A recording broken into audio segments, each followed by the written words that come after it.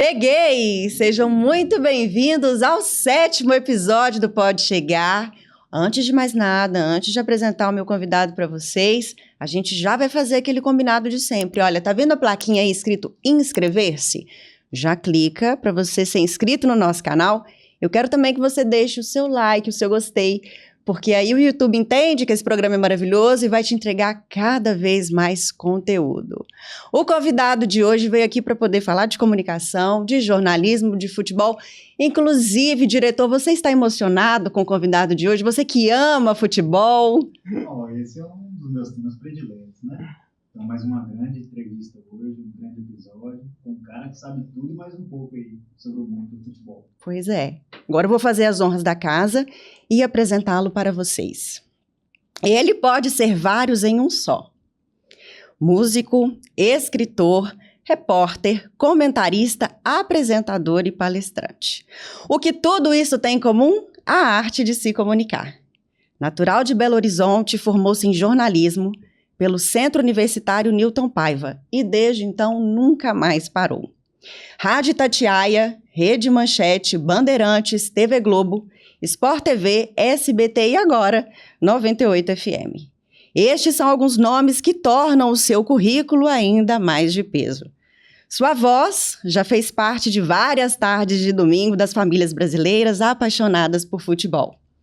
Vitórias, derrotas, clássicos, partidas decisivas, Copa do Mundo.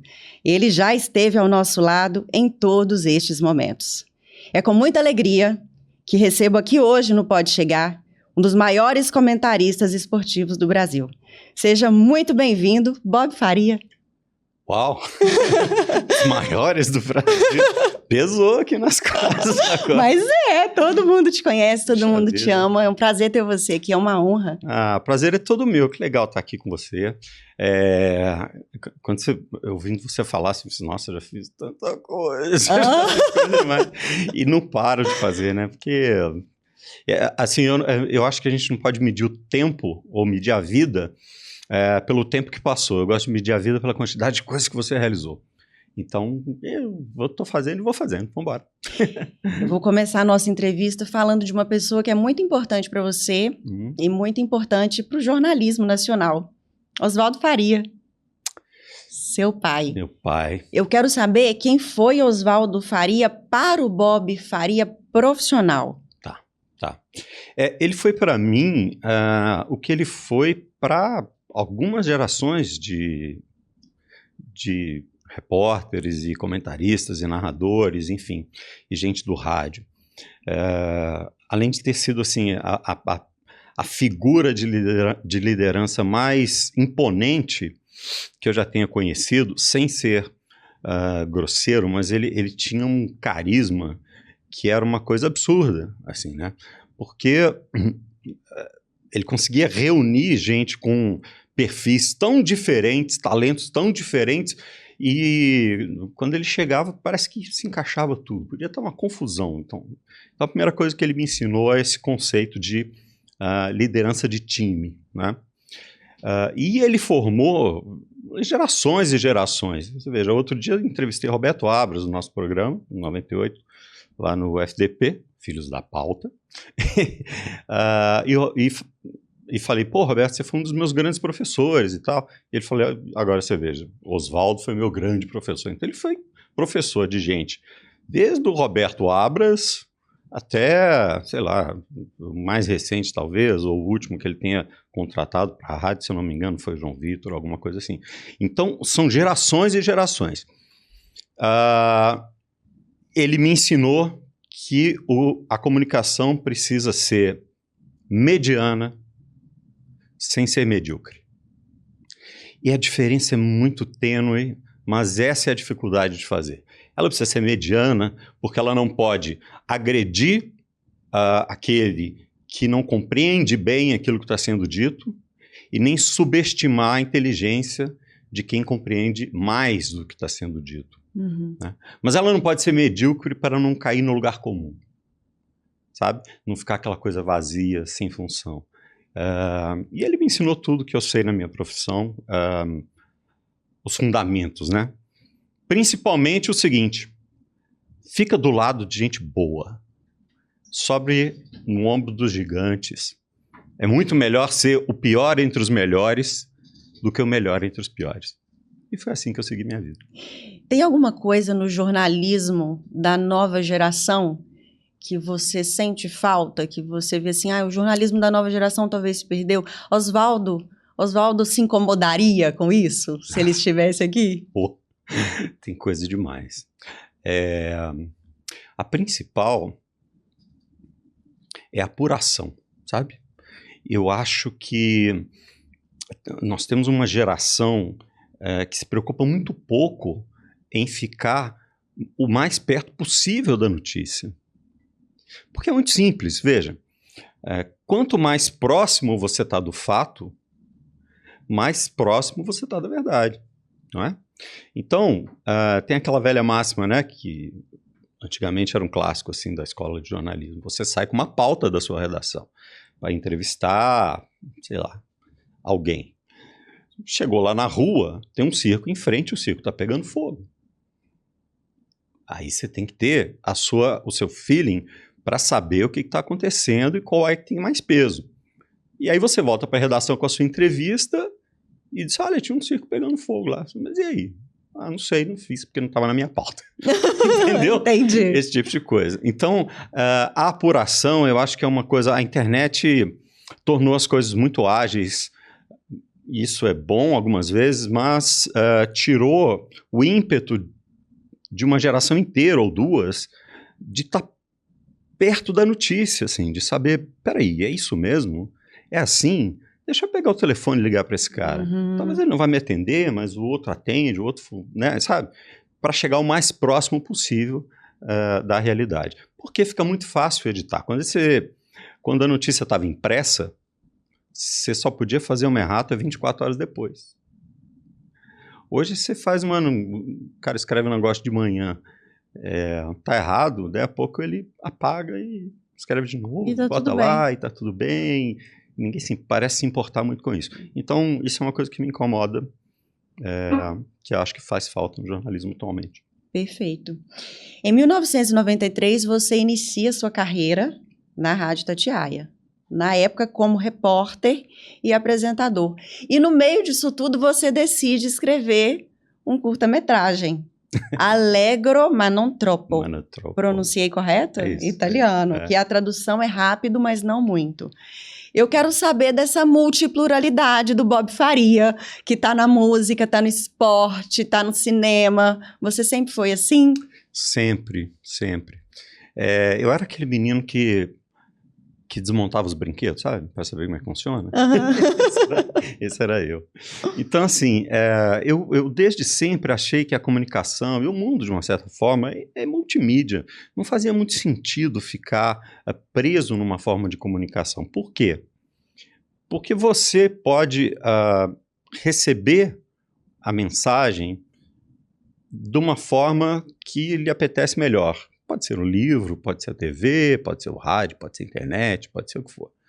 Ele pode receber de uma outra forma, entende? Então me interessava saber as várias formas de me comunicar ou de transmitir alguma mensagem. Bom, especificamente nesse caso, o que acontece? Na verdade, eu comecei a trabalhar no rádio, trabalhar na rádio em 85.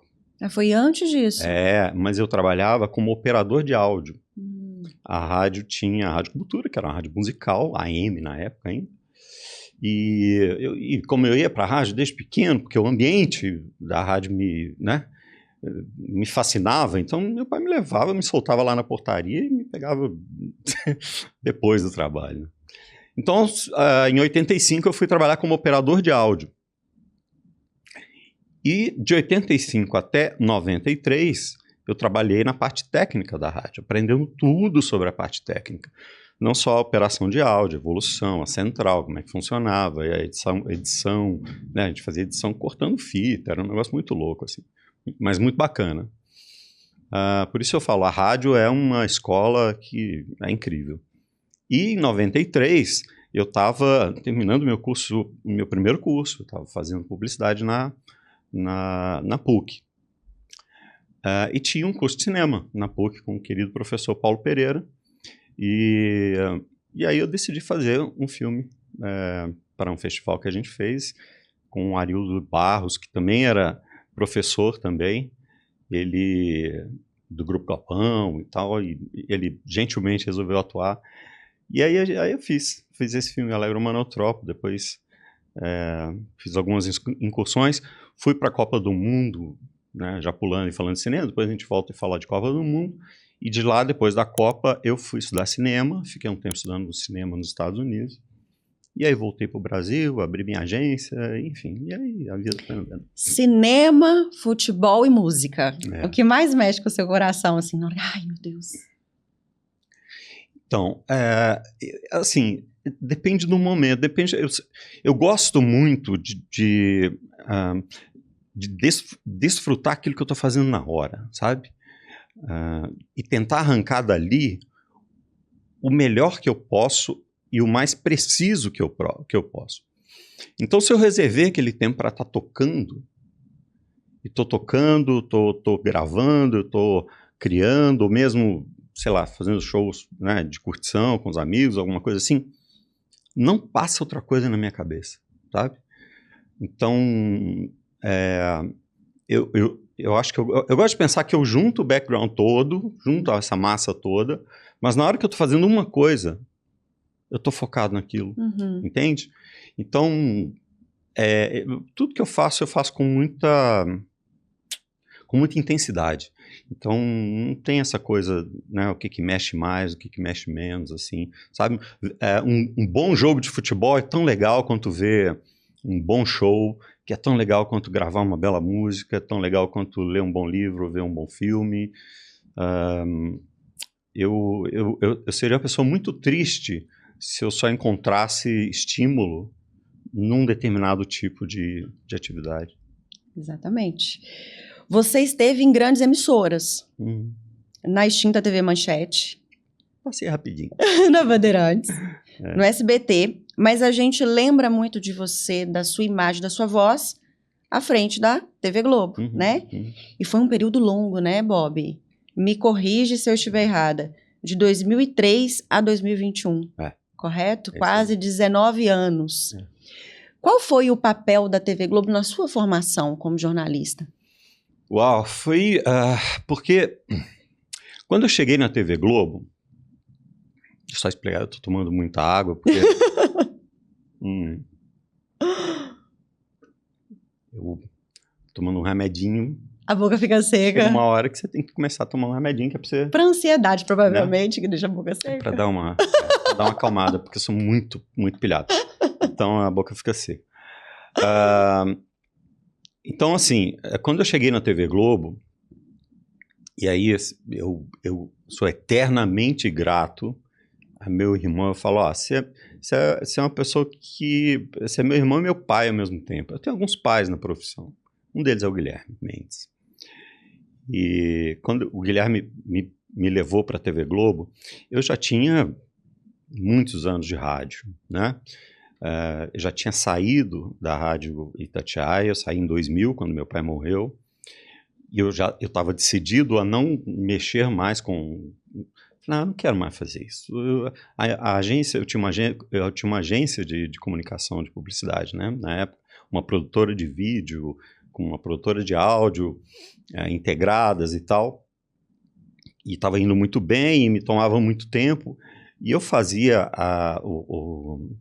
trabalhava na rádio, primeiro por amar aquela atividade, e segundo porque eu tinha uma ligação com meu pai que era uma coisa meio rara, desde pequeno, né? E chegou um ponto da vida em que eu era sócio dele na agência, ele era meu chefe na rádio, eu era o chefe dele no departamento de esportes do Canal 23, que era uma TV a cabo, que me contrataram para organizar o departamento de esportes, e tem casos muito interessantes desse capítulo, e eventualmente ainda escrevia as crônicas que saíam no jornal O Tempo.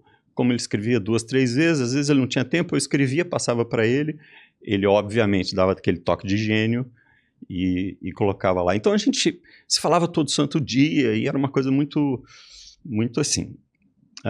Quando ele morreu, eu falei, eu tenho que escolher algumas coisas para fazer, porque não tô afim de fazer tudo, sabe?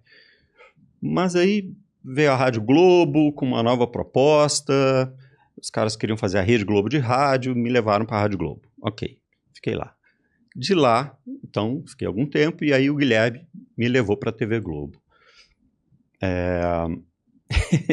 Eu me lembro que ele me chamou para fazer alguns episódios, assim, de um programa, eu fiz, e aí quando ele me chamou para conversar, ele falou assim, você acha que está pronto para televisão?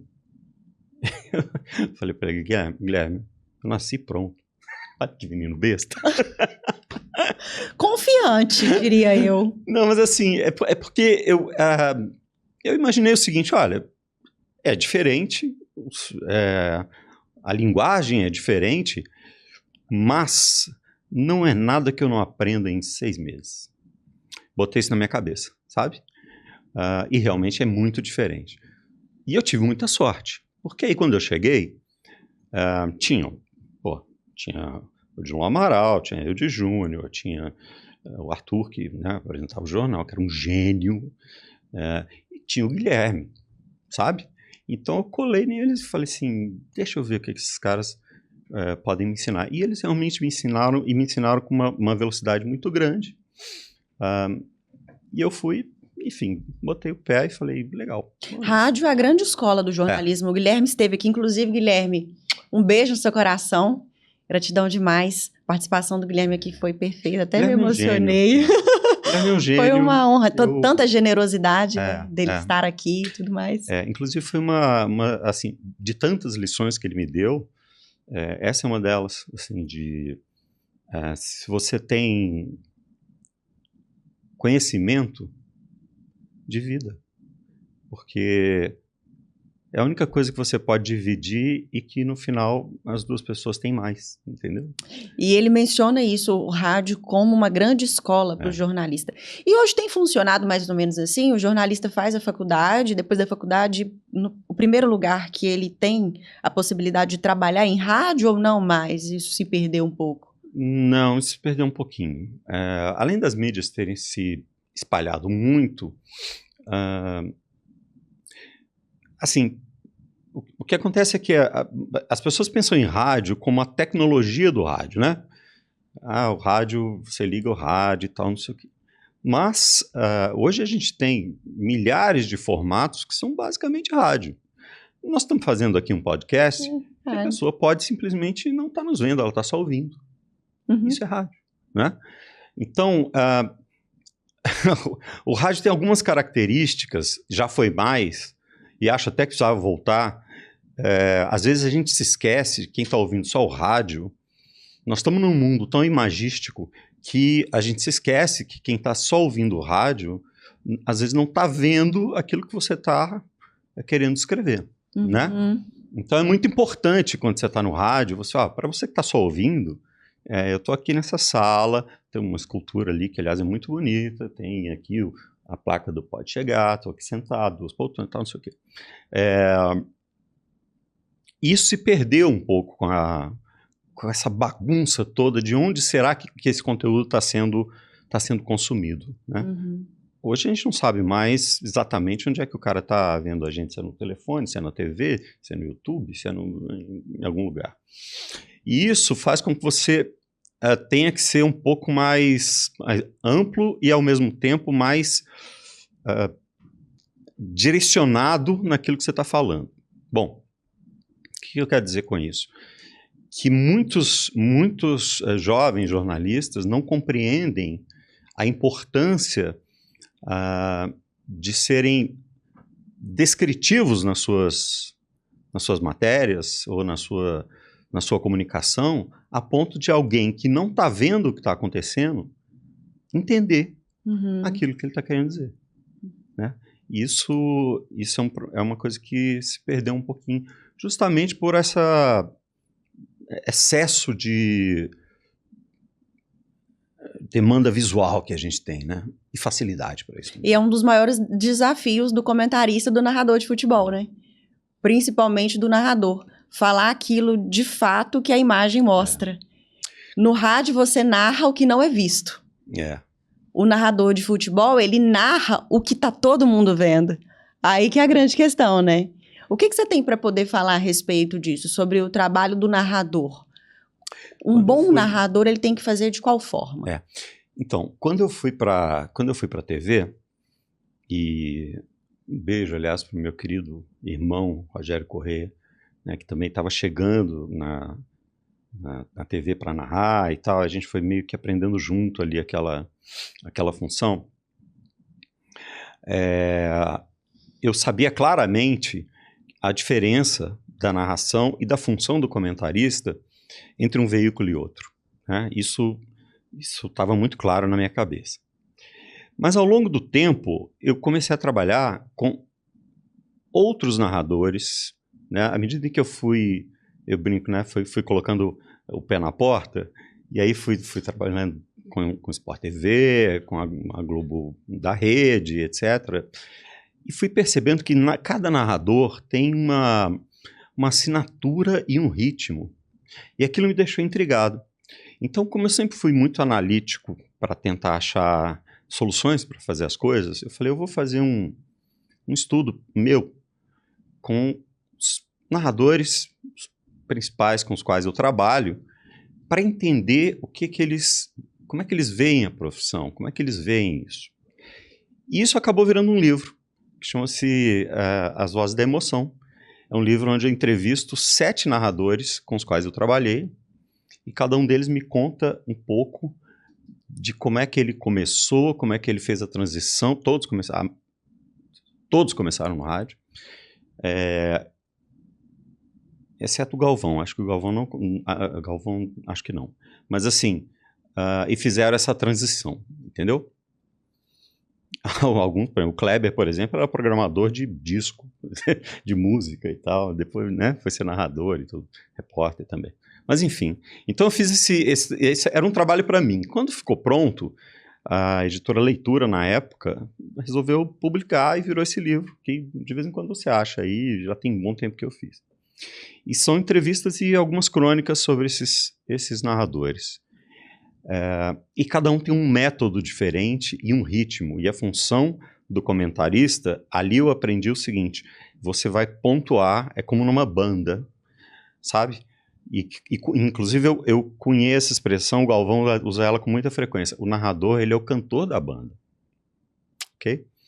Não adianta, o som tá muito bom, a banda tá afinadíssima, você tá super ensaiado, tá muito bem. Se o cantor tiver um dia ruim, se a voz dele estiver ruim, se ele não tiver com a sua expressão inteira na música, o show é uma porcaria, sabe? Então, eu digo assim, numa equipe de transmissão, e uma equipe de transmissão, ela poderia ser redundante, porque todo mundo sabe basicamente as mesmas coisas. Mas cada um tem uma voz e tem uma coisa diferente, justamente para que você tenha uma dinâmica para aquela pessoa que está ouvindo do outro lado. A transmissão tem que girar em torno da ideia de fazer o narrador ficar feliz. Sacou? Se ele estiver feliz, tá todo mundo feliz. E como vocês se organizam, o narrador e o comentarista? Existe uma limitação de espaço mesmo, assim, olha, dali para lá é o seu trabalho. Daqui para lá eu comando. Como é feito isso? Assim, teoricamente, eu gosto sempre de usar a expressão, o exemplo da música, porque é muito parecido para mim, sabe?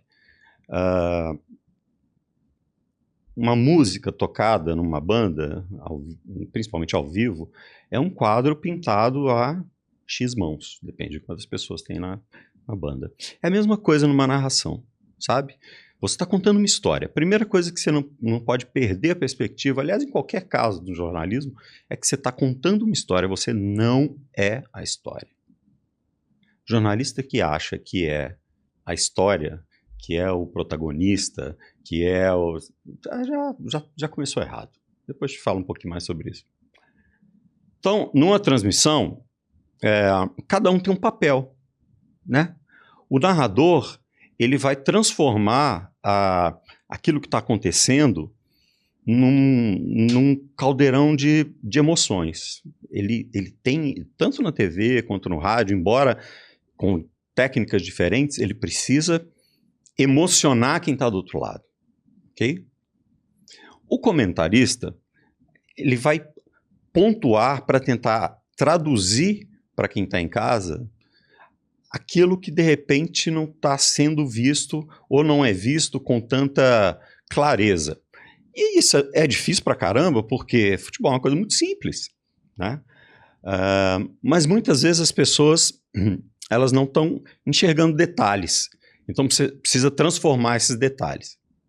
Então, o show é do narrador.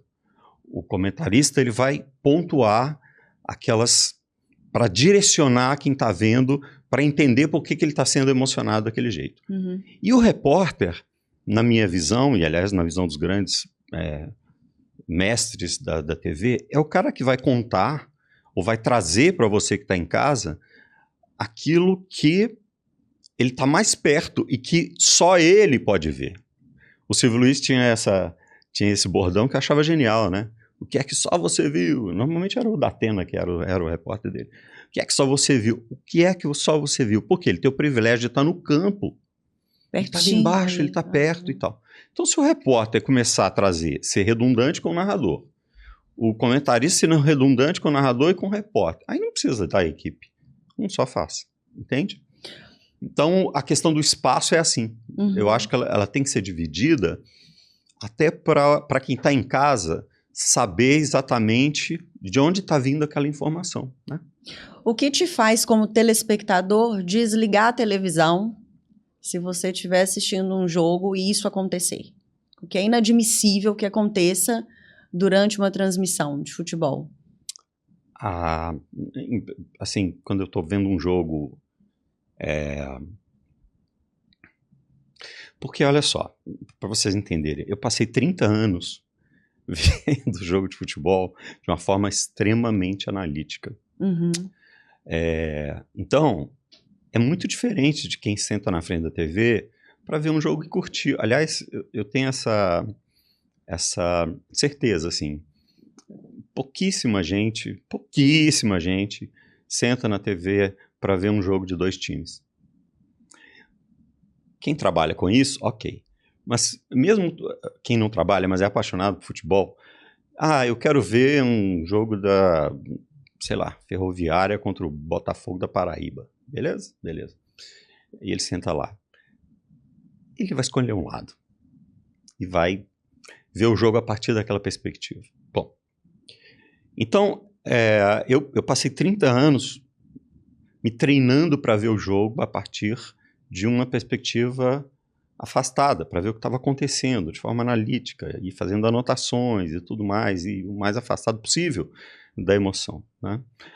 E pensando muito na técnica da transmissão também, como ela evoluiu, como ela não evoluiu, o que o narrador fez de diferente, o que o comentarista fez de diferente e tal, esse tipo de coisa. Então, é muito raro eu escolher ver um jogo e por qualquer motivo falar, não. A menos que seja um jogo muito ruim, mas muito ruim. Aí não é porque aconteceu alguma coisa na transmissão, é porque fala, não dá pra isso eu não dou conta. Porque tem jogo ruim pra caramba. E não é culpa do narrador, não é culpa do comentarista ainda, repórter nada, é porque o jogo tá ruim mesmo. Mas assim, alguma coisa que aconteça na transmissão dificilmente me faz desligar a TV, em casos de jogo de futebol, uhum. né? Outras coisas que eu vejo em outras plataformas, inclusive na TV, eu tenho essa intolerância mais aguçada, Uhum. né? Tipo assim, um telejornal, por exemplo, quando eu vejo um erro muito grosseiro ao contar a história, ou erros de...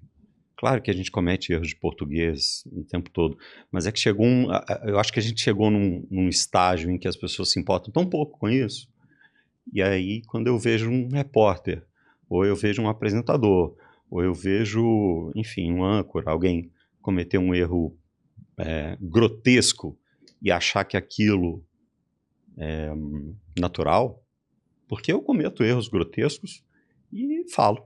Opa, não é assim não, gente. Fala um português direito aqui, porque, né? Não vejo problema nenhum nisso. Mas quando o cara tá convicto que ele faz aquilo e tá convicto que ele tá certo, isso me incomoda. O torcedor, ele tem uma mania de tentar descobrir o time de coração do comentarista e do narrador, né? Manter essa imparcialidade nos comentários é um desafio, porque querendo ou não, você como ser humano, você pode ter uma inclinação, um time do coração, mas isso não pode ficar nítido, correto? Engraçado que assim, eu ouço essa pergunta umas 20 vezes por dia, em todos os lugares, desde sempre, eu acho, né? E já ouvia por causa do meu pai, enfim, é uma longa história. E eu desisti de falar a verdade nesse sentido por um motivo muito simples, as pessoas não acreditam. Porque eu digo assim, cara, eu não torço para time nenhum. Ah, mas quando você era pequeno? Olha só, eu tinha 5 anos de idade, eu estava frequentando os corredores da rádio. Eu sempre fui muito apaixonado pelo backstage, pela tecnologia, pela forma de ligar e de ver aquilo acontecer, do circo em si.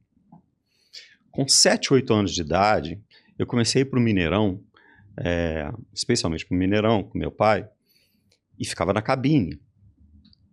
E aí eles botavam um fonezinho de ouvido lá para mim no cantinho lá, e eu botava o fone de ouvido, que ficava desse tamanho na minha cabeça, e eu prestava muito mais atenção no que os caras estavam fazendo ali do meu lado, do que o que estava acontecendo dentro de campo mesmo. E não interessa, assim, tinha Atlético jogando, tinha América jogando, tinha Cruzeiro jogando, tinha Campeonato Brasileiro, tinha seleção, o que tivesse, estava jogando. Claro que eu gostava de ver o jogo e tal, mas eu via o jogo, e eu me lembro, assim, eu via o jogo, mas eu prestava atenção no que eles estavam fazendo. Eu ficava encantado com aqueles caras. Depois, um pouquinho mais tarde, eu fui me dar conta que, assim, eu estava sentado ali e do meu lado ficava geralmente o Cafunga, que foi goleiro do Atlético, depois uma figura lendária do rádio e tal. Oswaldo Faria, Alberto Rodrigues, ou Willy Gonzer, ou os dois. E lá no campo, Roberto Abras, Carlos César Pinguim, Mauro Neto, tal, isso aqui. E eu falo, meu Deus, mas esses caras são demais, como é que eles fazem isso? Sabe, com uma sintonia e um tempo, e um cara termina uma frase, o outro entra e não tem espaço e tal, ele lê o comercial e passa e tal. Então, eu sempre fui muito encantado com isso, sabe? Então, eu acho que a minha paixão, ela foi direcionada para contar a história e não para a história em si, sabe? Então eu digo assim, cara, eu não tive tempo de... porque quando eu não ia com eles, ia com meus irmãos. Meu irmão, um era cruzeirense e o outro era atleticano. Então, eles me levavam, eu ia... Você sambava lá, sambava cá? Então, eu aprendi a gostar do jogo, a gostar do espetáculo, sabe? E as torcidas, e a bandeira e tal, aquele circo todo. Aí quando eu falo isso, cara, não, você gostava do não sei quem, você fala mais desse do que daquele, tá? É isso mesmo, vambora.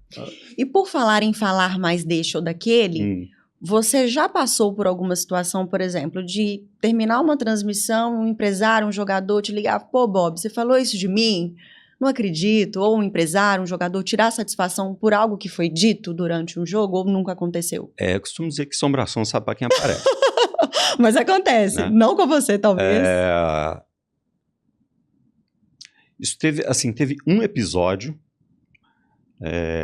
engraçado que às vezes eles ligavam, especialmente na televisão, né? Às vezes não gostava, não sei o que e tal, aí ligava para a chefia do departamento. Todos tinham meu telefone, mas ninguém tinha para ligar para mim, entendeu? Porque é o seguinte, eu não, e até hoje, e serei sempre assim, não falo ao microfone aquilo que eu não tenho convicção e aquilo que eu não falaria fora. Entendeu? Ou o contrário. Então, a pessoa pode não gostar, ela pode não concordar, ela pode... E, aliás, isso é muito comum, ok? Mas, a menos que ela tenha um argumento e eu esteja baseado numa premissa muito errada, por questão de gosto, eu nem discuto. Ah, não gostei. Sinto muito. Uhum. Ok? Olha só, não é arrogância. É porque assim, porque senão você fica refém da... Você fica refém da percepção das outras pessoas. Uhum. E nessa posição você não pode ser isso. Entende? Eu nunca quis ser dono da verdade, e não sou, e nunca serei. Mas, eu digo assim, eu tenho um ponto de vista. Eu estou entregando para você o meu ponto de vista. Você pode concordar, discordar, você pode acrescentar, você pode tirar, e você pode, inclusive, achar que eu estou falando uma grande besteira, mas é o meu ponto de vista. Pega ele, se você quiser, e, a partir daí, tira suas próprias conclusões. É básico isso, assim, não é? Uhum. Vou te contar uma historinha rapidinha sobre isso. Claro que eu tive um episódio que aí eu perdi a paciência. O rapaz escreveu um negócio na internet, eu falei, não, aí esse cara tá maluco. Mas eu acho que há fóruns adequados para isso. Falei, não, ok, eu não vou telefonar, não vou fazer nada, nós vamos sentar na frente do juiz. E agora você diga aqui na frente do juiz o que é que você escreveu na internet. E, obviamente, quando chegou na frente do juiz, ele... você me desculpa, eu estava com a cabeça quente e tal. E o juiz disse, então eu vou aqui passar uma pena pecuniária e tal. Eu falei, absolutamente, não quer dinheiro, não quer nada. Mas... Quero ouvir isso, olho no olho, entendeu? Porque olho no olho é diferente, né? Mas em todos estes anos de carreira, um único episódio, né? Até porque foi, assim, eu sempre me preocupei em ser muito respeitoso com as pessoas. Quaisquer pessoas. Porque o jogador de futebol, ele não é uma máquina, ele é um atleta que, inclusive, passou por uma peneira muito, muito, muito difícil para chegar onde ele está. E ele é o astro do espetáculo. Mas é um ser humano. Atrás dele tem uma família, atrás dele tem filhos, tem pais, enfim, tem história. Então, você nunca me ouviu e nunca vai me ouvir falar, fulano de tal é um perna de pau, fulano de tal é isso aqui, esse aqui é um come e dorme, esse não sei... Eu acho isso um desrespeito com o profissional. Como eu sempre me preocupei em fazer análise só do desempenho, porque é natural. Fulano jogou mal, fulano jogou bem, essa temporada ele tá bem, essa temporada ele tá mal, ou ele podia perder o gol, ou acertar o gol. Outra coisa que eu nunca fiz também, aprendi a não fazer, é chegar e falar assim, ele devia bater com a chapa do pé, que aí a bola ia sair desse... Quantas vezes eu entrei em campo como profissional para estar na cara do gol e bater numa bola? Nunca. Eu não sou idiota a ponto de fazer esse tipo de coisa. Então a minha análise, ela é baseada em outras coisas, em notícia, em dados, em estatística, uma série de coisas. E tenho grandes amigos que foram jogadores excepcionais. Esses têm autoridade para chegar ali e falar assim, olha, se ele batesse assim, né, chapasse a bola desse jeito, a bola ia fazer tal curva e entrar. Então, se o Júnior, se o Caio, se o Casagrande, se o... tantos outros com os quais eu trabalhei, o Juninho Pernambucano, enfim, Roberto Carlos, a lista é longa. Tem know-how, né, Bob? Fazem isso, o meu know-how é outra coisa. Eu sempre brincava e falava o seguinte, porque eles me perguntavam, como é que é trabalhar com jogador de futebol e tal, como comentarista. Eu digo, cara, não tem nada a ver uma coisa com a outra. Eu acho ótimo, porque nós não estamos jogando bola ali. Se eu estiver jogando bola com ele vai me dar caneta toda hora.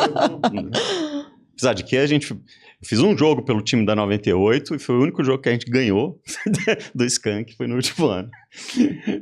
Eu brinquei, encerrei a minha carreira de goleiro invicto, sem perder nenhuma partida.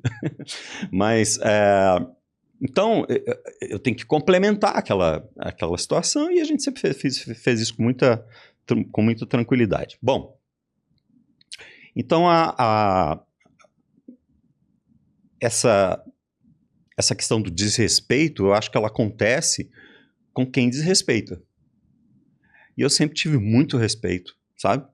Pelos profissionais, porque ele está fazendo o trabalho dele, eu estou fazendo o meu, e é uma análise do desempenho. Da mesma forma que ele pode analisar o meu desempenho, pode falar assim, o que esse cara escreveu é uma bobagem, ele não sabe nada. Ok, beleza, não gosto do texto, não gosto do jeito que ele fala, tá tudo bem. Agora, o lado pessoal da pessoa, tá vendo eu falando de idiotice? O lado pessoal do atleta, você tem que respeitar, sempre. E você é amigo pessoal de algum desses meninos, desses atletas que a gente conhece agora? Em atividade, não. Não? Aliás, é uma coisa que eu acho que o jornalismo, ele teve uma época de ouro onde era todo mundo meio misturado, e eu me lembro, a minha casa, sabe, entravam treinadores, jogadores, saíam, meu pai era amigo de um, de outro, e tal, aquela coisa. Depois, as coisas ficaram um pouco mais separadas, e eu, por uma questão de... Primeiro que tem uma diferença de idade gigantesca, né? Assim, os caras estão jogando hoje com 17, 18, 20, 25. Quando ele tá com 30 anos, ele já tá velho pra caramba, que é uma bobagem, né? Ainda mais com a tecnologia de hoje. Então, tem uma diferença de geração muito grande. E segundo que eu acho prudente manter uma certa distância do foco da notícia. Porque, queira ou não, para contar uma história, você tem que estar com um olhar um pouco afastado disso, né? Agora, ex-jogadores, os mais antigos, vários, não só os que trabalharam comigo, mas eu dei muita sorte, porque eu pude conviver e ficar perto e conversar com gente do tamanho de Carlos Alberto Torres, de Ivelino, de Gerson, de Éder, que agora está no Atlético, do Nelinho, do Seu Lopes, enfim, do Reinaldo, do Zico, do Júnior, esses caras, entendeu? E eu sempre sento perto deles para ouvir história, né? Me conta aquela história e tal. Porque eles têm histórias fantásticas. Mas quem está atuando, eu acho que a gente precisa manter uma distância, sabe? Porque às vezes você vai ter que fazer uma crítica mais dura, entendeu? E seu amigo tomou cerveja com você ontem, como você faz isso? E assim, não é nem que você não possa fazer, e nem deva fazer, não é isso. Mas se você é humano, então você tende a ter um olhar um pouco mais... como é que eu vou dizer? Um pouco mais terno para quem está próximo de você, não é? E além disso, já algumas gerações, os jogadores de futebol são tão blindados, eles são tão tratados com uns bibelôs, assim, no melhor sentido, é verdade. Desde criança, que eles ficam meio inacessíveis, assim, e tal. Então, respondendo a pergunta... Um pouquinho de perna? Não, nem todos. Tem os que têm, sim, os que são os famosos perninha, como diria o treinador do Cruzeiro, né?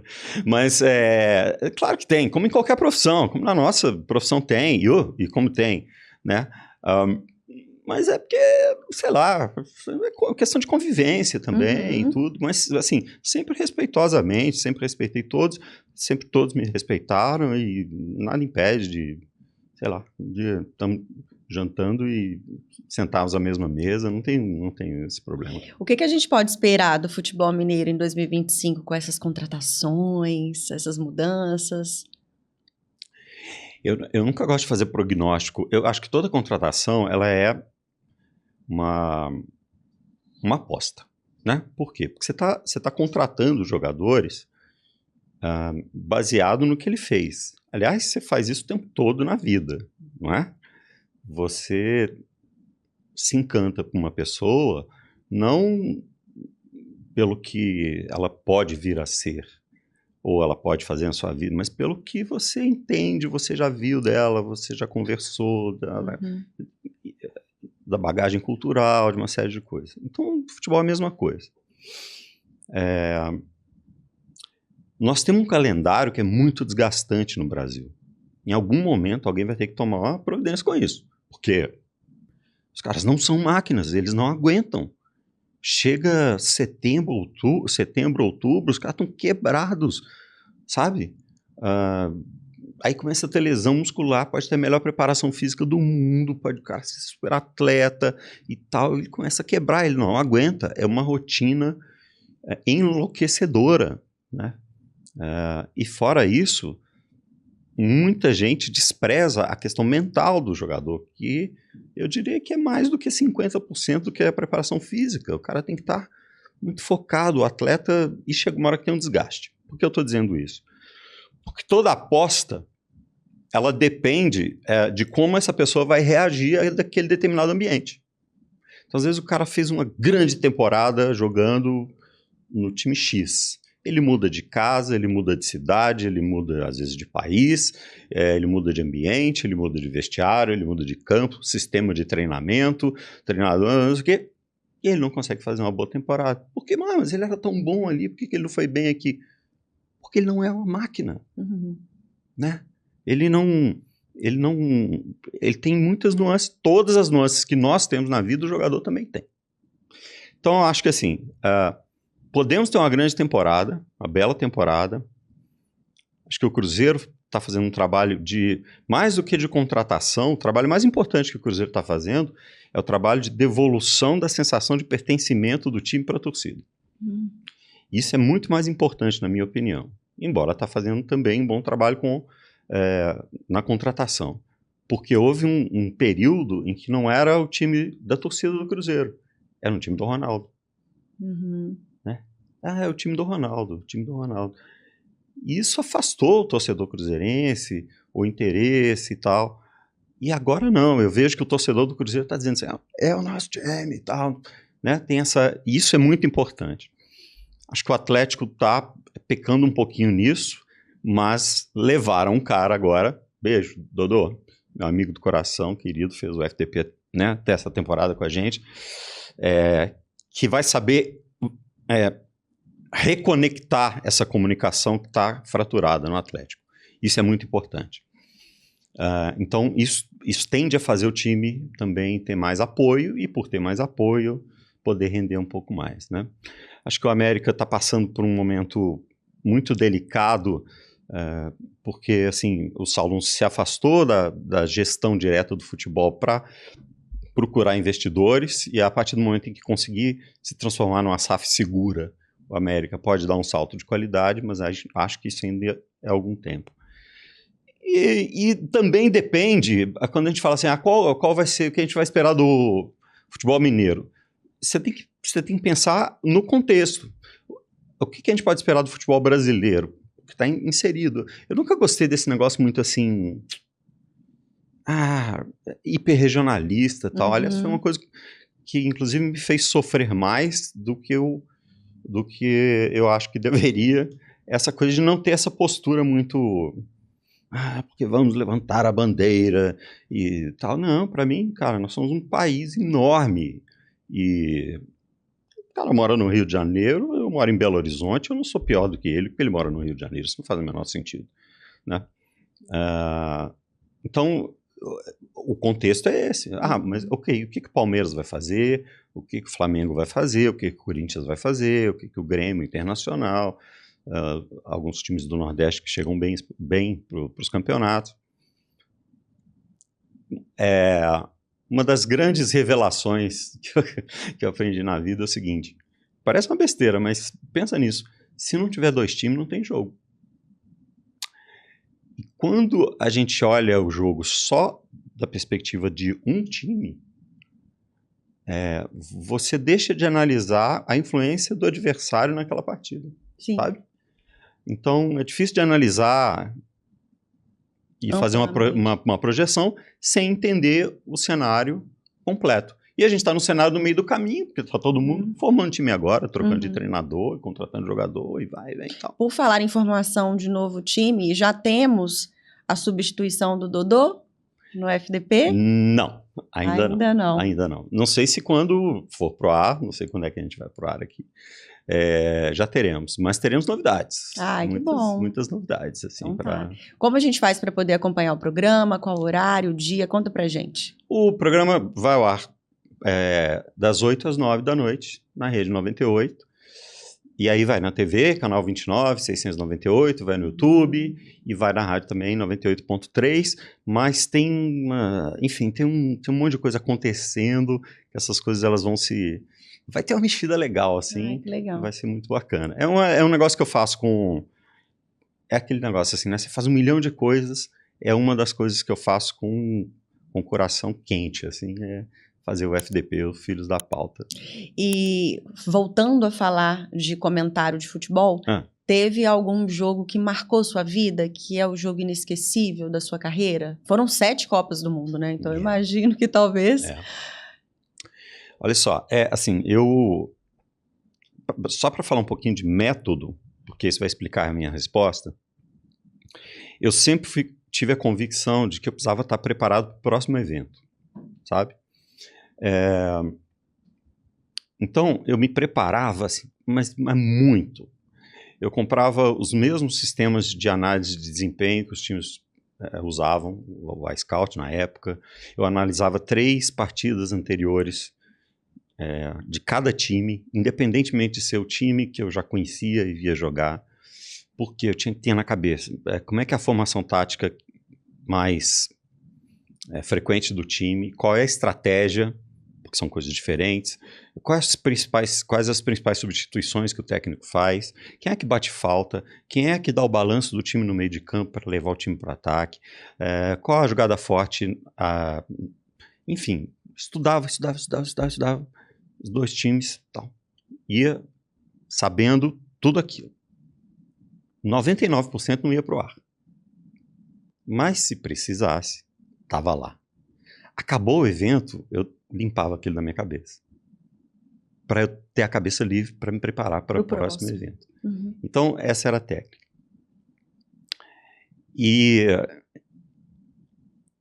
Então, assim, o que acontecia?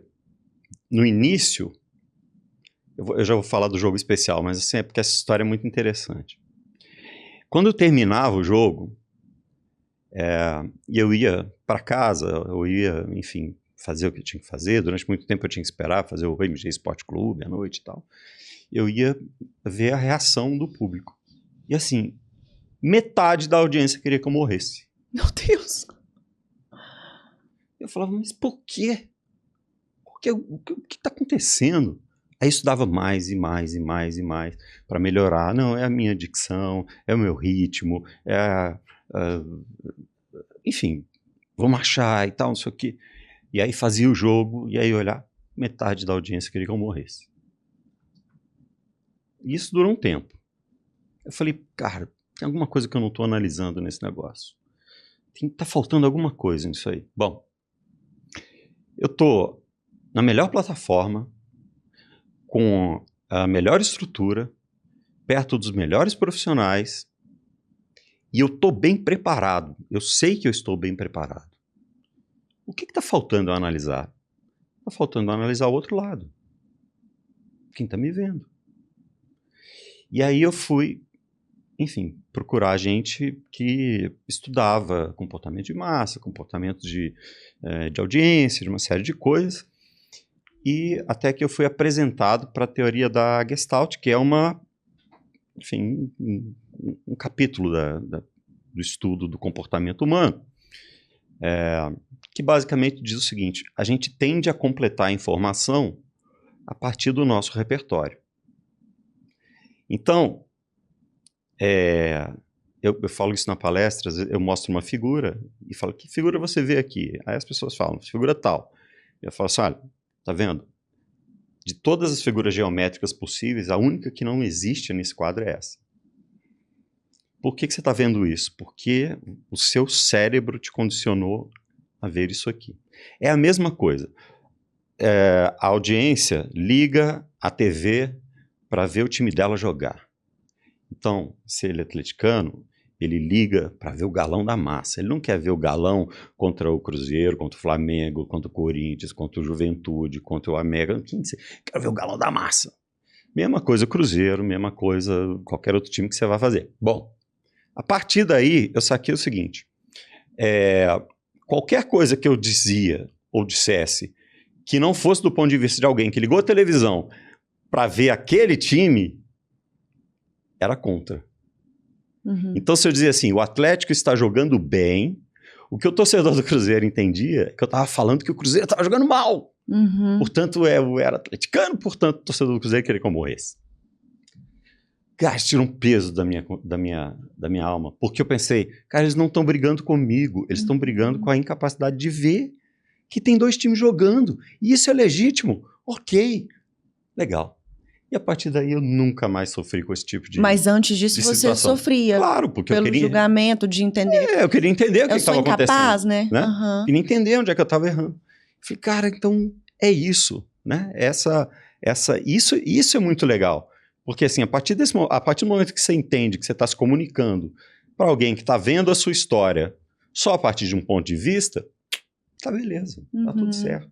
Né? E eu parei de ter problema com isso, e depois que, agora mais recentemente, né, depois que eu fui para a Rádio 98 e as pessoas começaram a me conhecer pelas outras atividades que eu faço, porque a TV Globo, a quem eu tenho muita gratidão e tudo mais, e o Sport TV e tudo, mas é um nicho muito especializado, assim, é muito difícil que as pessoas te vejam de uma forma mais ampla, com os meus outros interesses, minhas outras coisas e tal.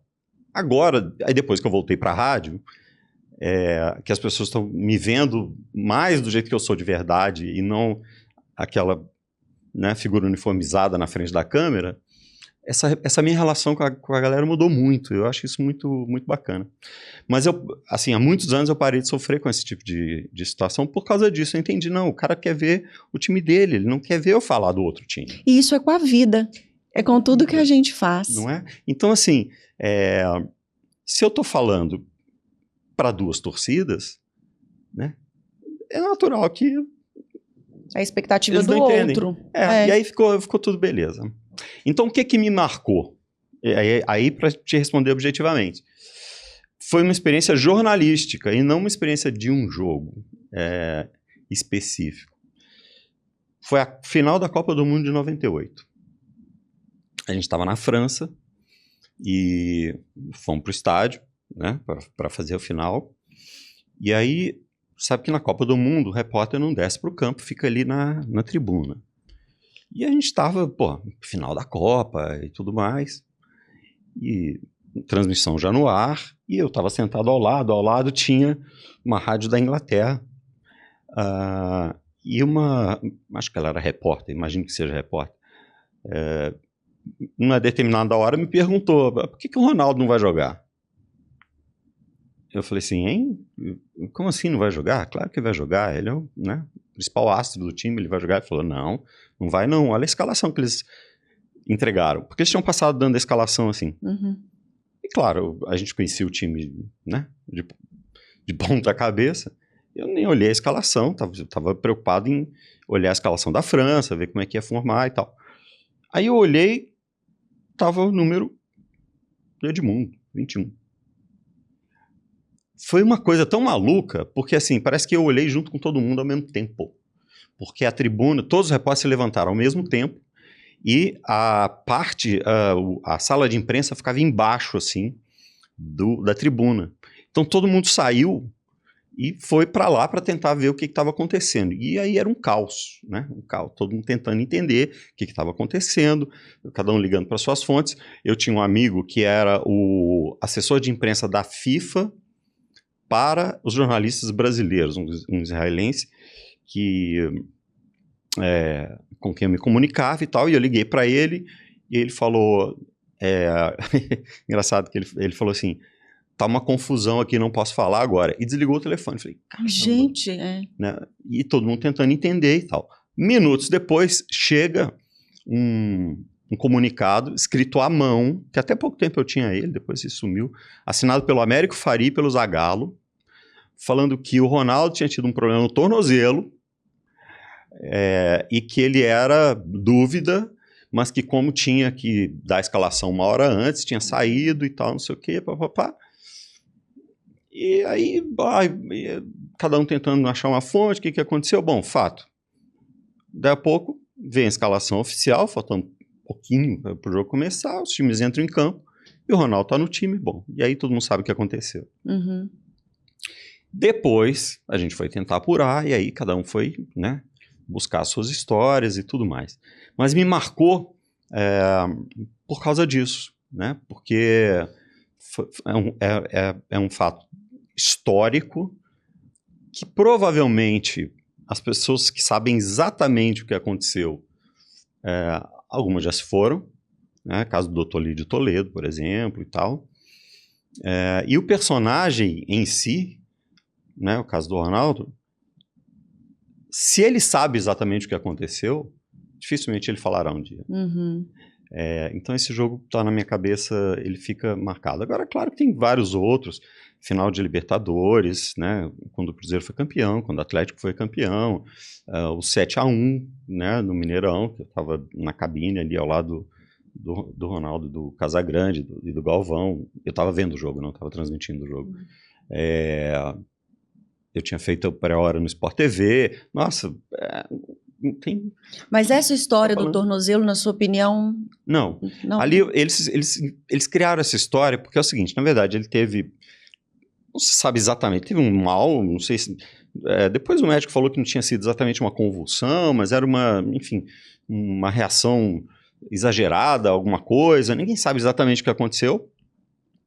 O fato é que ele foi tirado da concentração, foi levado para uma clínica para fazer exames neurológicos e tudo mais. O time foi para o estádio, todo mundo apavorado, especialmente os que viram.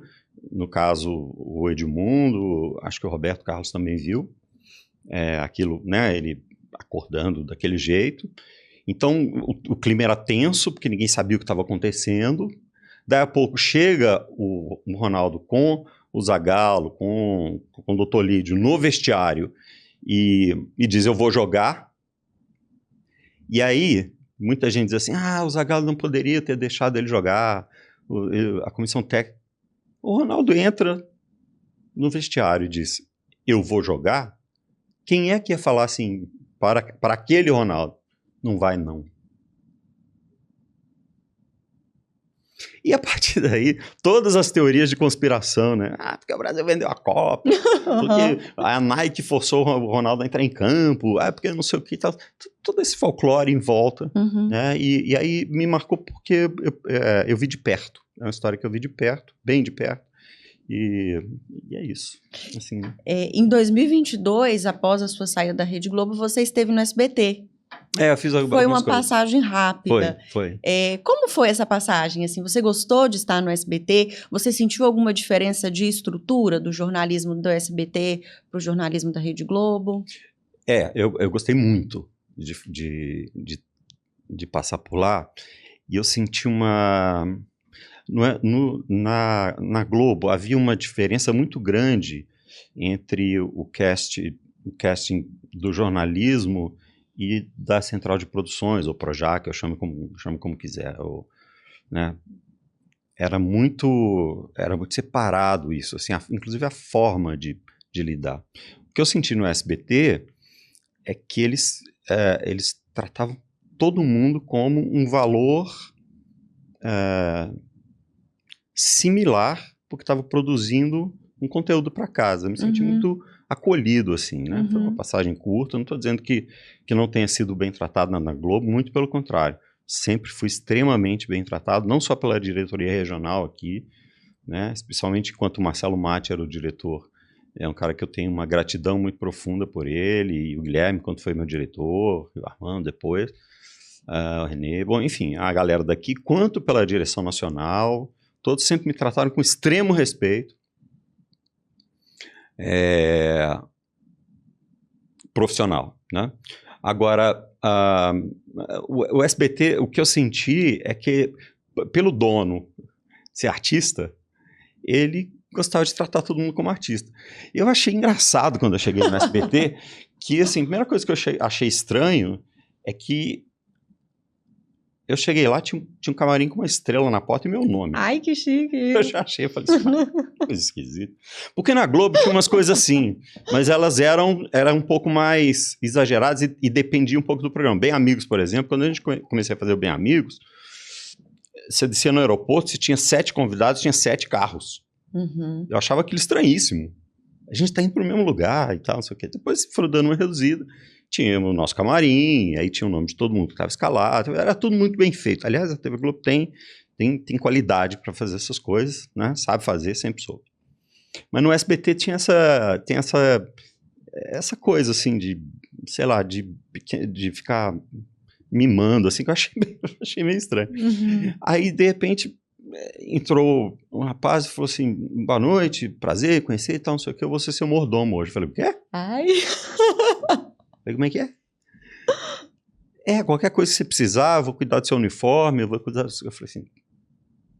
Aí perguntei pra ele, falei assim, é com todo mundo, assim, pra todo mundo, é da estrutura da casa. Então, assim, pequenas diferenças, não que isso realmente faça diferença, assim, quando você tá... eu não ligo muito pra essas coisas, sabe? Uhum. Ainda mais depois de tanto tempo, eu sei que o que conta é a história que você está contando e tudo. Mas eu achei divertido, assim, na época, eu achei curioso. Eu falei assim, cara, sabe, eu não mereço não, sabe? Eu falei, não, fica tranquilo. Foi estrela por um tempo. Mas assim, mas foi legal, assim, porque a gente nunca tem essa... eu não tenho essa... Nem essa... Como é que eu vou dizer... Essa pretensão, sabe? Nunca tive esse tipo de coisa. Você me perguntou a diferença, e eu achei... essa é uma coisa que eu achei engraçada, assim, pela diferença, porque é uma diferença de conceito mesmo, e tudo bem, não tem problema nenhum. E é muito a cara do Silvio mesmo. Quando você falou, eu imaginei a estrela dourada. Foi forte. Aquela essência dele mesmo. Foi muito legal. Bob, agora chegou um momento do nosso programa, que é um quadro. Ele chama Chega Mais ou Sai Fora. Tá, legal. É uma releitura do Quem Tira o Chapéu. Tá bom. A gente vai colocar algumas fichinhas. Grande Raul. Aliás, eu adoro esses comunicadores. Esses caras são geniais, né? Geniais. A gente vai colocar algumas fichinhas para você aqui, misteriosas, com situações, com momentos, que se fizerem sentido para você, se você se conecta, se você gosta, chega mais. Tá. Se não faz sentido, não combina comigo, não gosto disso, sai fora. Beleza. O que for, sai fora, você vai colocar no cantinho aqui e no final do quadro você revela. O que for chegar mais, você já pode contar imediatamente pra gente. Ok? Pode começar? Você entende as regras. Não fala, chega mais ou sai fora? Sai fora. Tá bom, então fica no cantinho. Pô, chegar mais, tá louco. Pode revelar pra gente. O rei, né? Pelé. Eu não vi o Pelé jogar, obviamente, mas até por uma questão de, enfim, profissional, eu estudei muito a carreira dele e conversei com muita gente, inclusive que jogou com ele, né? O pessoal da seleção de 70, assim, com quem eu tive o privilégio de conviver, assim, e eles diziam assim, era um absurdo, era de outro mundo, né? Porque tudo que a gente fazia com um determinado grau de destreza, mas tinha que treinar e tal, e nós estamos falando desses caras, estamos falando do Rivelino, do Gerson, do Piazza, desses caras, no caso Alberto Torres, enfim. Ele falava assim, ele fazia como se fosse parte do corpo dele, era uma coisa absurda, assim. E na hora que você vê, tem um vídeo na internet que é muito legal, que você vê assim, tudo que os caras fazem de mais espetacular o Pelé já fez. Eu não sei se você já viu esse vídeo. Então, eu entrevistei o Pelé 2 vezes, ele foi super gentil comigo, super atencioso comigo, e tem muito... É um ídolo incrível, né? Então, Chega mais. chega mais aí. Coloca aí no cantinho. Pode pegar mais uma. Vamos ver. Mas isso aqui é complicado, porque assim, para alguns chega mais, para outros, E para o Bob? para mim? Não, o que eu digo assim, é que alguns nessa categoria, Ah, tá. tem os chega mais e tem os sai fora. Mais ou menos. Como é que Vai faz? para que lado que você vai? O que pesa mais na sua decisão, Bob Faria? Eu vou botar no sai fora só para explicar. Tá bom. Tá? Combinado. Tá bom.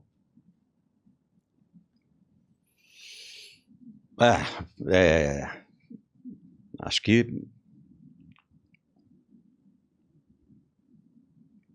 sim, acho que sim. É porque eu tenho assim, eu tenho um afeto especial pelo time de 82, até por uma memória afetiva e tal, uma série de coisas, né? Mas a seleção brasileira de 2002 chega mais, né? Além de ter sido campeã, tinha uns caras com uma carga, né? Uma casca, por exemplo. Eu acho que eu não sou o único, mas muita gente também acha. Se você não acha isso, não tem problema. Que o principal jogador do Brasil em 2002 foi o Rivaldo. Embora o Ronaldinho tenha jogado muito, o Ronaldo tenha jogado muito, muita gente tenha feito parte, né? E o Filipão tenha feito um trabalho espetacular, mas eu acho que o grande craque da seleção foi o Rivaldo. Em que pese a FIFA ter dado o prêmio de melhor da Copa para o Oliver Kahn. E antes da final, antes dele entregar a bola no pé do Ronaldo. Mas, enfim, seleção brasileira, campeã do mundo, pô, tem nem como chegar mais. Né? E esta aqui, pô, chega muito a mais, muito, muito mais. Pode falar. Esse cara, Galvão Bueno, esse é um dos caras mais generosos que eu já conheci na vida. E as pessoas têm uma visão, famosa visão distorcida, que às vezes a TV cria a respeito, porque a pessoa quer ouvir, às vezes, aquilo que ela deseja, não aquilo que precisa ser dito. Mas é assim, ele é um gênio da profissão, um professor extremamente generoso com os amigos, com quem se aproxima, divide experiências, informação e prestígio. Muita gente diz assim, você faz programa, fez lá Bem Amigos, só o Galvão que faz assim. Cara, não é assim, entendeu? A estrutura do programa é um programa de âncora. Então, a gente sabia que a nossa função ali era ficar movimentando o assunto para que ele arrematasse a história. Era essa a estrutura do programa. E às vezes as pessoas não entendiam esse tipo de coisa, porque também há programas que são diferentes, em que o âncora só distribui a bola e deixa os caras falarem. Eu sou muito fã, sou muito grato a ele, e tenho muito orgulho de dizer que é meu amigo, e ele é um cavalheiro, de verdade. O primeiro jogo que eu fiz com ele, e jamais vou me esquecer, eu tinha tinha feito com todos os outros narradores da casa, faltava fazer com o Galvão.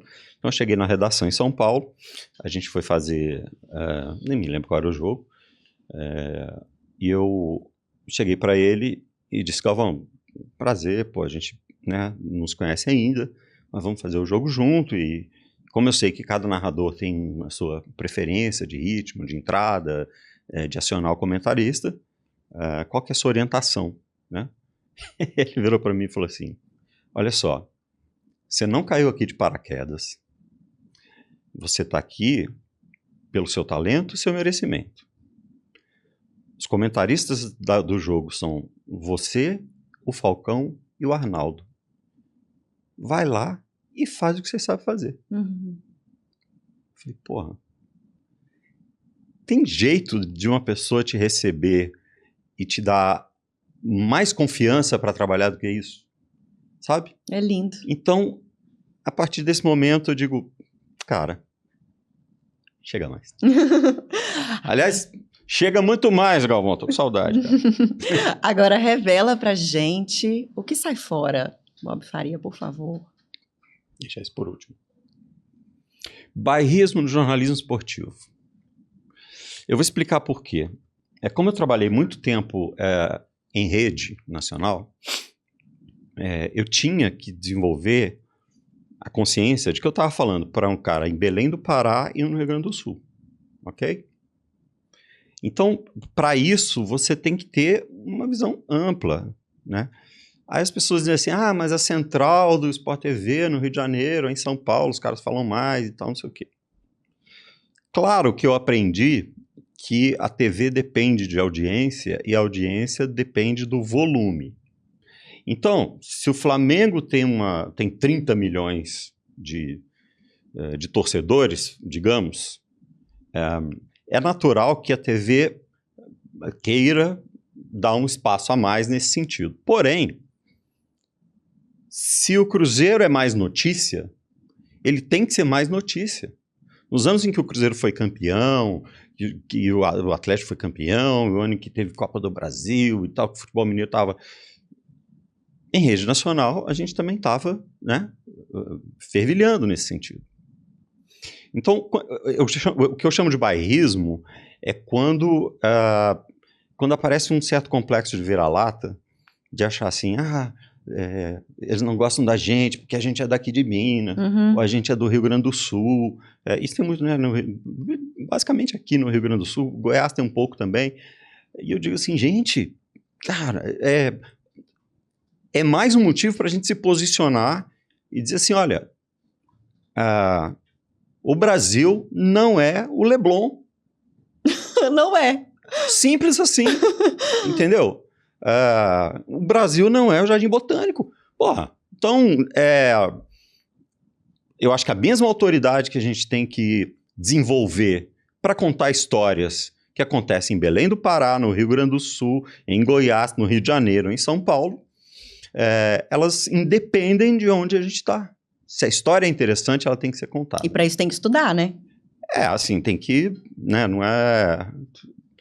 Tem que se dedicar e ter consciência, assim, de que você é contador de histórias, né? E é isso. Então, a coisa do bairrismo, quando eu falo assim, isso é ruim em qualquer lugar, sabe? Porque os caras do Rio que ficam puxando o saco de não sei quem, porque tem que levantar a bandeira. Cara, isso é um saco, odeio isso. Eu gosto de quem tem uma visão ampla. O mundo é enorme. O mundo é enorme. A gente aqui é pequeno. Arrasou. Né? E agora o último. Então, aqui, ó, tá assim, comentaristas da nova geração. Por que eu disse assim, para uns chegar mais e para outros...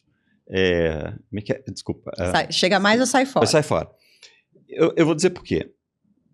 Porque, como em qualquer profissão, tem os caras que são muito bons e tem os caras que não são tão bons assim. Tem os caras que a gente gosta de ouvir e tem os caras que a gente não gosta de ouvir. Tem os caras que estão preparados e tem os caras que não estão preparados. Em qualquer setor é assim, né? Então, independentemente de ser nova geração, né, tem comentaristas da chamada nova geração que eu acho geniais, que eu acho brilhantes. E tem outros que eu falo assim, cara, acho que ele... não me encanta o que ele fala e tal. Alguns, inclusive, são amigos, assim, com quem eu já cheguei a trocar ideias e, né? Então é isso. Não é o fato de ser da nova geração ou da velha geração que faz ser legal ou não ser legal. Né? A velha geração tinha gente chata também. Eu, inclusive. O nome da nova geração que você gosta muito do trabalho que tem sido feito? Eu seria injusto se eu falasse um nome, né? Porque tem gente que faz muito legal. O que eu posso falar é que, assim, o que eu gosto e o que eu não gosto de ouvir. Porque, assim, hoje eu não analiso mais jogo porque resolvi fazer outras coisas, né? Fiz durante muito tempo. Então, muito raro eu comentar um jogo, só quando a rádio precisa muito e tal. Mas eu não gosto quando quando ficam tentando se apropriar de uma linguagem muito rebuscada, que pertence a um núcleo muito específico dentro do clube, que é a comissão técnica. Uhum. E ficam tentando levar aquilo para o público. Eu acho isso meio chato, assim, na verdade. Entendeu? Talvez porque eu seja, como diria o Lulu Santos, um último romântico, mas eu acho que a nossa função, ou a função do comentarista, é simplificar a visão do cara. E não transformar aquilo num desafio de compreensão, de forma que o cara fala assim, putz, esse cara sabe muito, mas eu não entendi nada do que ele falou. Entendeu? Eu acho isso meio chato. Eu gosto quando usam os números, por exemplo, para traduzir aqueles números numa situação em que o cara compreenda o que aconteceu. Dá um exemplo aqui de esporte, que foi uma coisa que eu aprendi muito cedo, né? Que é o seguinte, você vai comentar, sei lá, salto em altura, ok? E aí o cara dá um salto de 2,10 metros na barra. E aí você fala, ele deu o passo certo e fez não sei o quê, o movimento da perna e a vara, 2,10 metros e tal, e caiu do outro lado. E aí o outro vai ter que falar, ok, a informação tá lá. Agora, se você falar pro cara assim, nossa, olha que salto impressionante. Dá uma olhada para a porta da sua casa. Essa porta tem mais ou menos 2,10 metros. Uhum. Ele conseguiu saltar a altura dessa porta só com o auxílio das pernas. Isso não é assim, incrível? Pô, não é muito mais legal? Muito mais. Né? Então, quando você Prende a atenção da gente. Porque você... O cara compreende e fala, pô, realmente... Palpável, passa a ser mensurável. Não é? Uhum. É isso. Então, trazendo para o futebol, quando o cara começa a falar assim, porque o último... Aliás, tem uma história rapidinho que eu posso contar também. O último terço e a quadrante tal, porque o ponta virou extrema, porque eu fiz não sei o quê, porque eu falo assim, putz, cara, simplifica para quem tá em casa, entendeu? Simplifica. Não é que ele tá fazendo errado, ele tá, inclusive, bem preparado, ele sabe o que ele tá falando certinho e tal, mas eu acho que esse é um papo para a comissão técnica.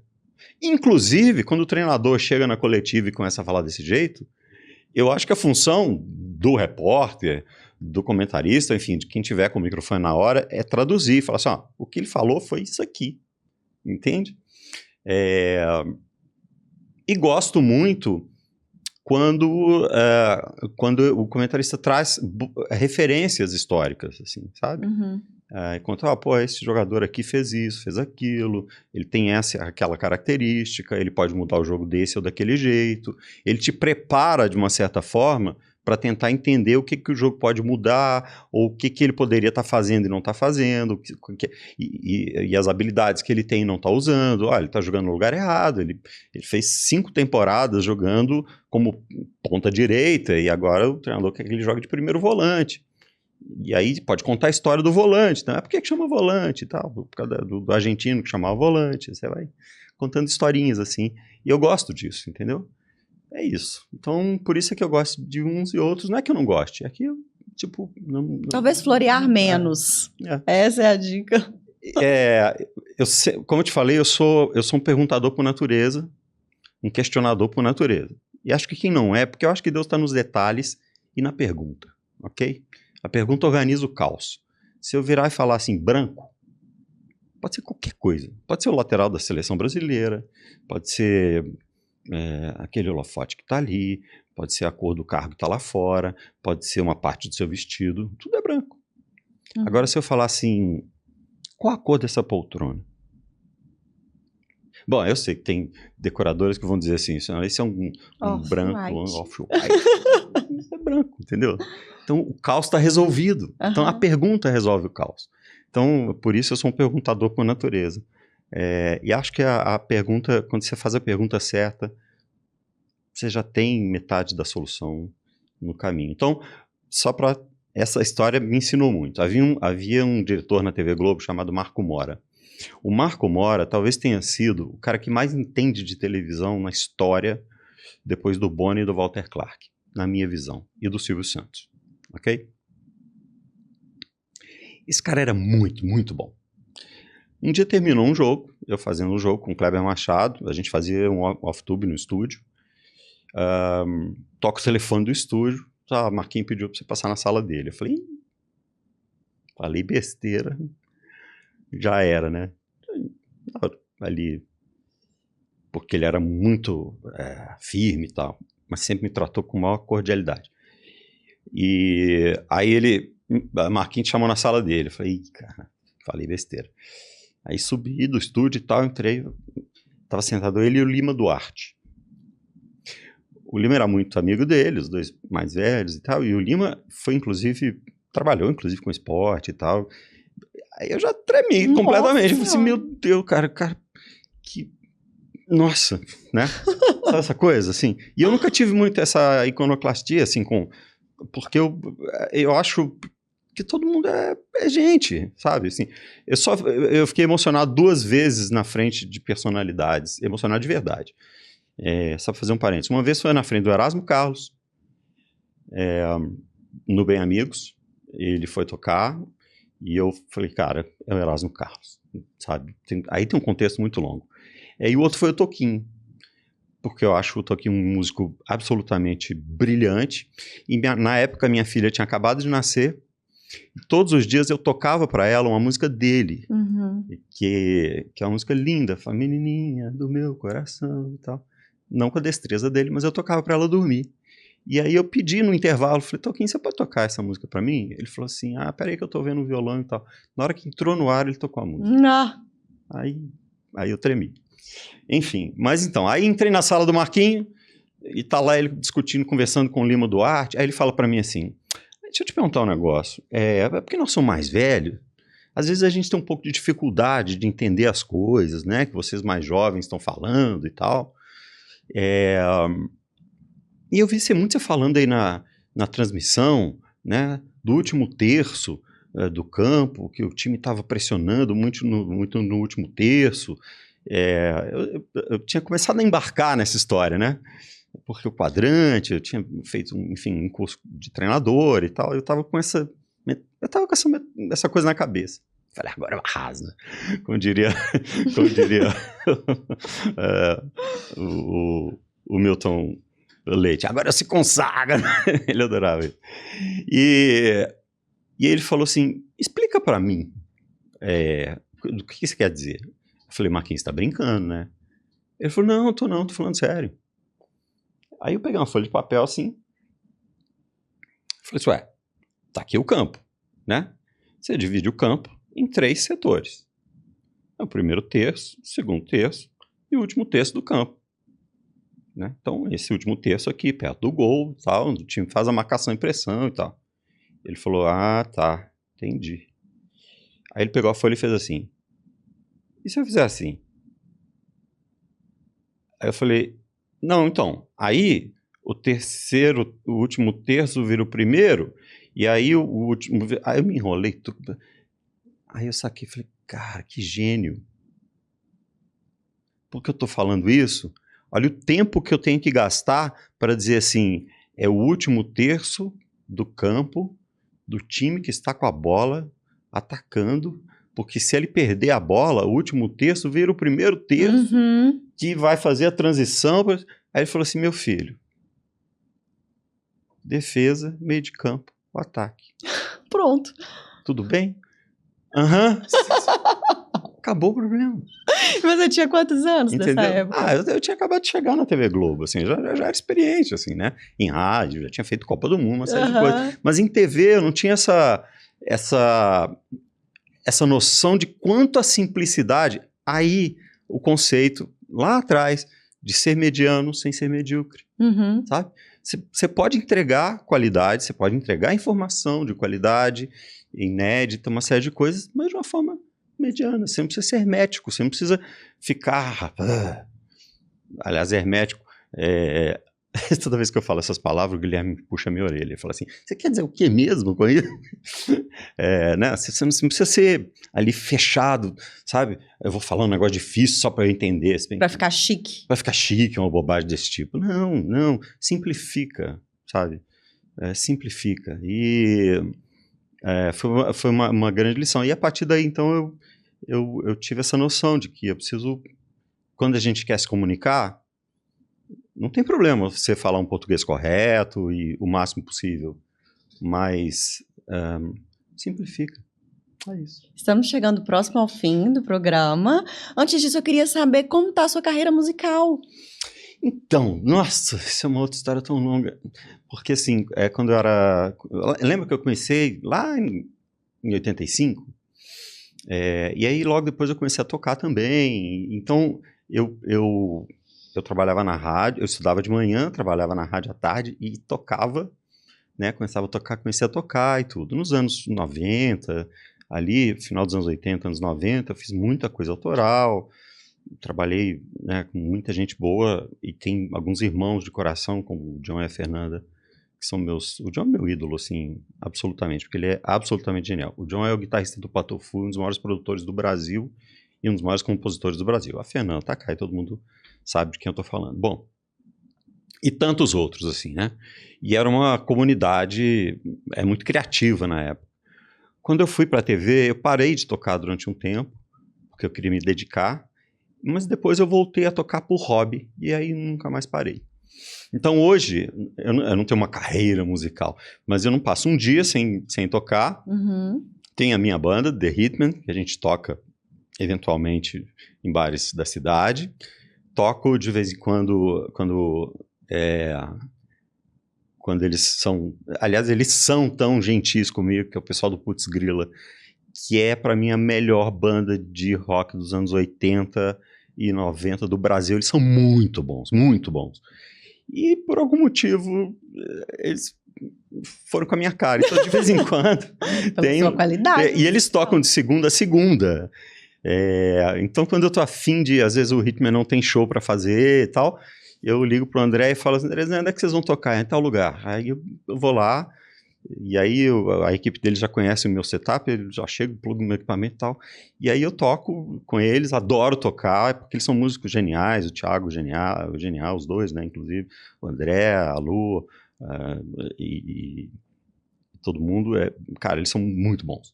Temos uma carreira ativa.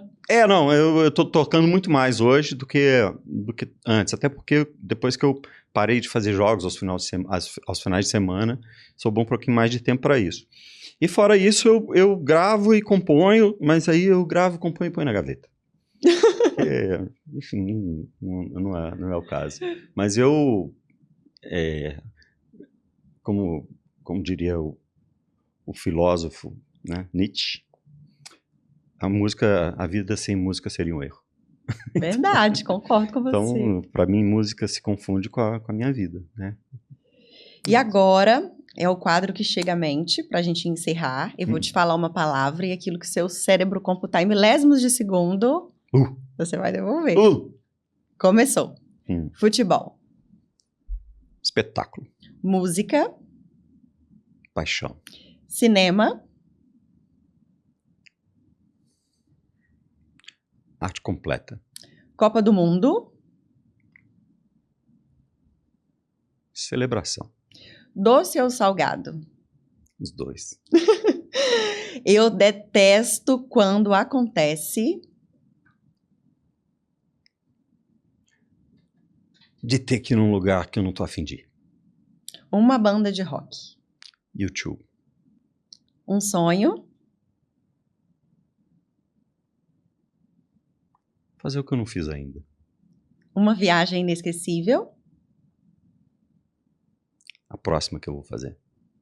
Bob Faria por Bob Faria. Eu sou um apaixonado por descobertas. Eu sou um apaixonado por entender o mundo e tentar ver de formas diferentes e tentar... Lembra que eu falei quando eu abri, eu não sei se estava gravando, mas eu disse, eu era o menino que desmontava os brinquedos? É isso, eu gosto de desconstruir as coisas para ver como elas funcionam e tentar compreender o mundo assim. Vou conseguir? Eu não sei, mas vou tentar enquanto eu estiver respirando. Eu te confesso que durante vários momentos da entrevista, quando eu estava te escutando falar, eu fechava o olho assim, ó, mentalmente, pensava, meu Deus, ele está aqui. Ele estava na televisão e agora ele está aqui. E foi uma honra. Você é muito inteligente, você, nesse tempo de 1h20, 1h30, você dividiu muita coisa legal com a gente. Poxa, que bom. E o maior aprendizado que eu tiro desse bate-papo hoje é, a gente pode ser o que a gente quiser ser. Ah, não tenho dúvida. Então, se eu sou biomédica esteta, eu, Gabriela, e decidi ser apresentadora do meu programa, eu posso ser, qual é o problema? Eu estou diante de alguém que é comunicador, que é radialista, que é comentarista, que é músico, que é cineasta, que é tudo. Então a gente pode ser o que a gente quiser ser. Pode ser. Uma coisa, olha só, uma última mensagem que eu acho importantíssima, que assim, que é isso que você está falando. A gente pode ser o que a gente quiser, mas a gente precisa ser pelo motivo certo. Às vezes quando eu vou fazer palestra para turmas, né, que estão começando jornalismo, a primeira pergunta que eu faço é assim, por que você quer ser jornalista? E eu escuto muito, muito mesmo. Porque eu quero ser famoso, porque eu adoro esportes e quero ficar perto do time e não sei o quê. Eu falo assim, cara, você está fazendo pelo motivo errado, tá? Se você quer ser jornalista, seja para contar a história. E lembre-se, a história é mais importante do que você. Sempre, né? Então, quando a gente faz a coisa pelo motivo certo, e mesmo que o motivo certo seja só daqui para dentro, você pode fazer o que você quiser. Obrigada por tudo. Eu queria te dar um abraço, posso? Claro. Amei Imagina. sua participação. Foi um prazer. Prazer Obrigada. todo. Gente, ele é muito alto. Obrigada, Obrigado, muito muito sucesso. obrigado. Que o seu ano seja um ano de muitas bênçãos, de muito abençoado. Seja um ano de muitas vitórias, viu? Obrigado. E agora é o seu momento para você deixar o seu tchau, deixar as suas redes sociais. Deixa eu te ajudar. Aí pode aproveitar, olhar para a câmera. Então, eu não sou exatamente um usuário contumaz de redes sociais, né? Mas eu tenho meu Instagram, quem quiser mandar mensagem, bobfaria.oficial. Eu converso com todo mundo, e, enfim. Tem muita gente que entra e fala assim, mas você não falou do jogo? Você falou assim, cara, tem tanta coisa para falar, e eu já falo isso na rádio, já falo isso na TV.